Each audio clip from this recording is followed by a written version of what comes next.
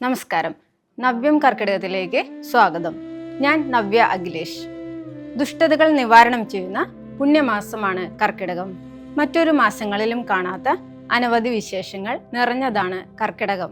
കർക്കിടകത്തെ എതിരേൽക്കുക എന്നതിന് മഹാലക്ഷ്മിയെ ആനയിച്ചു കൊണ്ടുവരിക എന്നാണ് അർത്ഥം. അതുകൊണ്ട് തന്നെ ഈ മാസത്തിൽ ഈശ്വരഭജനം ചെയ്താൽ ദേവപദം ലഭിക്കുമെന്നാണ് വിശ്വാസം.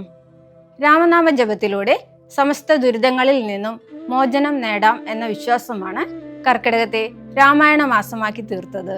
രാമായണ പാരായണം, രാമായണ ശ്രവണം തുടങ്ങിയവ ഇരുമാർഗങ്ങളാണെങ്കിൽ രാമായണ കഥാപാത്ര ദർശനം മോക്ഷ കവാടമാകുന്നു. അതിനെ തുടർന്നാണ് നാലമ്പല ദർശനത്തിന് പ്രാധാന്യം ലഭിച്ചതും. ഗണപതി ഹോമവും ത്രികാല പൂജയും രാമനാമധ്വനിയും നിറഞ്ഞു നിൽക്കുന്ന കർക്കിടകത്തിൽ മംഗല്യവതികളും കന്യകമാരും എല്ലാ ദിവസവും തലമുടിയിൽ ദശപുഷ്പം ചൂടുന്നത് ഉത്തമമാണ്.